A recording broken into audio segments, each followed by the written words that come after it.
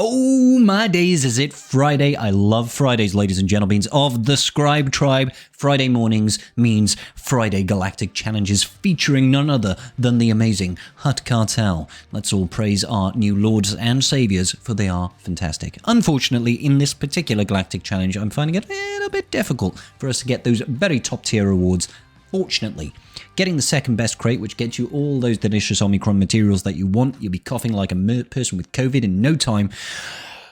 We don't need to have much gear. Let's break this down.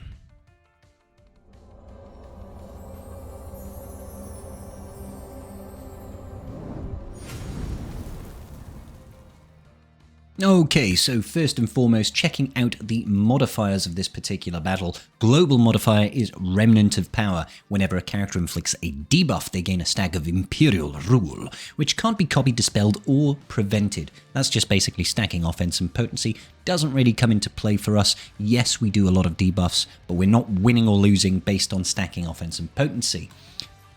The player modifier is known as Permission, and that basically means our Hutt Cartel are more or less immune to dying until the leader loses 100% of his protection for the first time. It's super easy, super amazing, super beneficial. The only problem is our opponents this time are the Imperial Troopers, and they've basically got a metric boatload, like they've got so much junk in that trunk of AoE damage that you simply cannot keep your leader healthy enough to keep your Hutt Cartel allies alive and kicking unless you have significant investment in your Hutt Cartel. Now, mine are still all sort of gear 8, apart from a few select characters that you need to gear up for the likes of Lord Vader and for the likes of the Executor.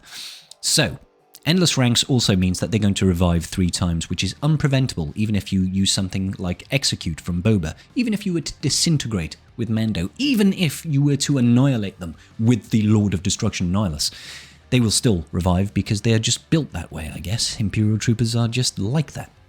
So yeah, low gears, it ain't gonna quite cut it. But we can still get second best rewards even if you have trashy Hutt Cartel. Let's do this. First video. Alrighty guys, so the first team that I'm going to take here is going to get us the undersized feat, it's going to get us the wins with no losses, and it's going to get us the win. So I'm using Jedi Knight Luke lead with a fast Shack T. We're going to get that Hero's Arise out of the gate targeting Piet so he doesn't generate a boatload of TM. After that, I want to focus down Range Trooper. We want to kill him so that he is out of the picture, basically. I don't like the fact that he can call allies to assist, he can give all those buffs. All that nonsense is not what I want.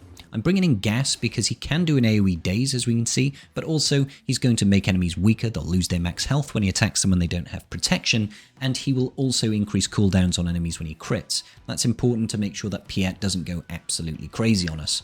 Once Range Trooper is out, I just finish off Piet, and then we're in the home stretch.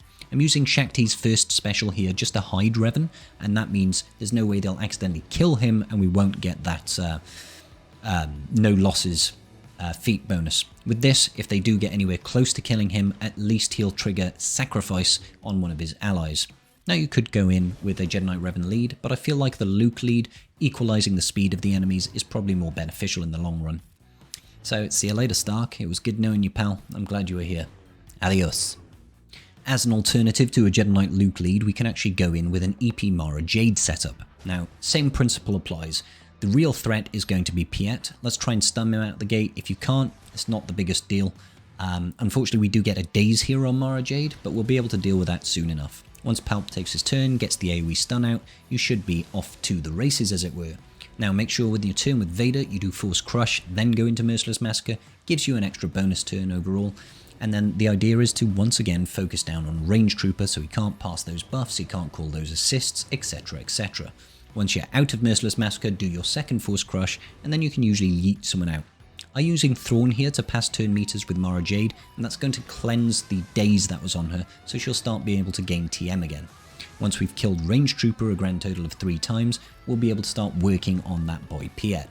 As you can see, the enemy has taken 1 turn, and it doesn't look like they're going to take another turn. This is an incredibly successful and easy to use team to counter this particular lineup, and I don't think anybody will have any issues. Just mod your Mara Jade to be pretty fast, and your Vader to have lots of potency and a bit of offense to finish off these Imperial Troopers. Bow down to Imperial rule.